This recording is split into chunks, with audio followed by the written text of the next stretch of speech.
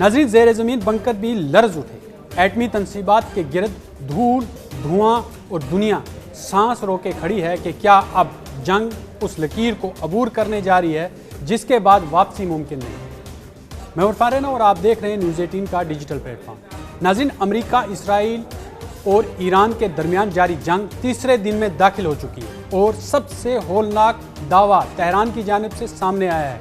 Iran के मुताबिक उसके सबसे अहम जौहरी मरकज़ नतंज को मुश्तरका फ़िज़ाई हमले में निशाना बनाया गया है।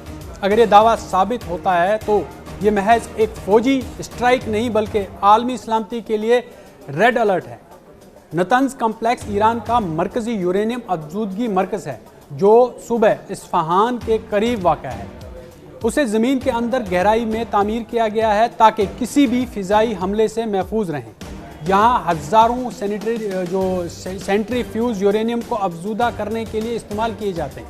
ये वही अमल है जो तवानाई पैदा करने से लेकर एटमी हथियार साजी तक इस्तेमाल हो सकता है। इसीलिए मगरबी ममालिक बरसों से इस तनसीब पर नज़र रखे हुए और इंटरनेशनल एटॉमिक एनर्जी एजेंसी की निगरानी भी यहाँ जारी है। ईरान के सफ़ीर रज़ा नजफ़ी ने IAEA इजलास में दावा किया है कि नतंज पर बराह रास्त हमला किया गया है।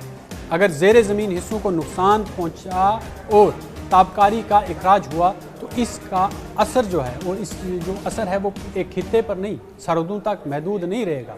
इसके असरात सरहदों तक महदूद नहीं रहेंगे। नाज़रीन, ये रेडिएशन हवा और पानी के ज़रिए फैल सकती है और ये पूरे खित्ते के लिए माहौलियाती बहरान पैदा कर सकता है।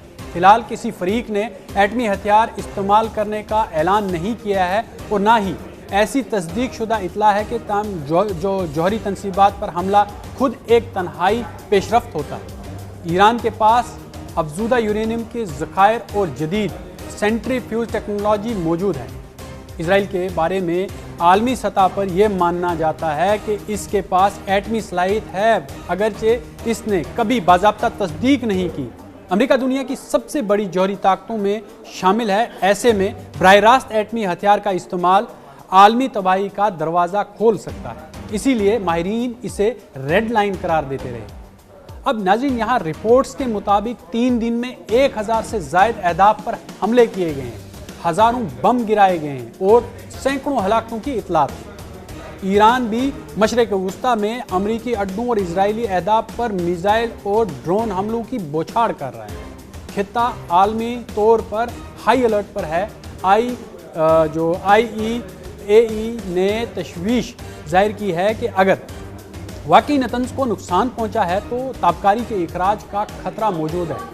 अभी तक किसी बड़ी रेडिएशन लीक की जो आज़ादाना तस्दीक सामने नहीं आई है, लेकिन सिर्फ इम्कान है कि आलमी मंडियों, तेल की कीमतों और सफारती हलकों में हलचल के लिए ये काफ़ी हो सकता है।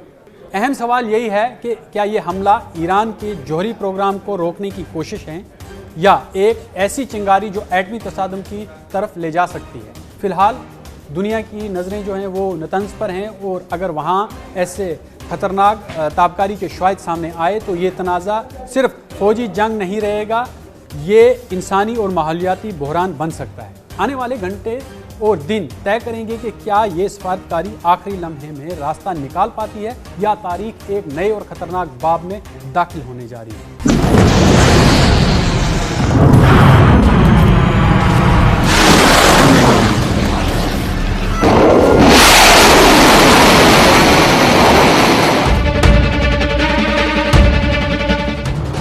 ये है न्यूज़ 18 नेटवर्क और आप देख रहे हैं न्यूज़ 18 उर्दू। हमारी पहुंच, आपकी ताकत।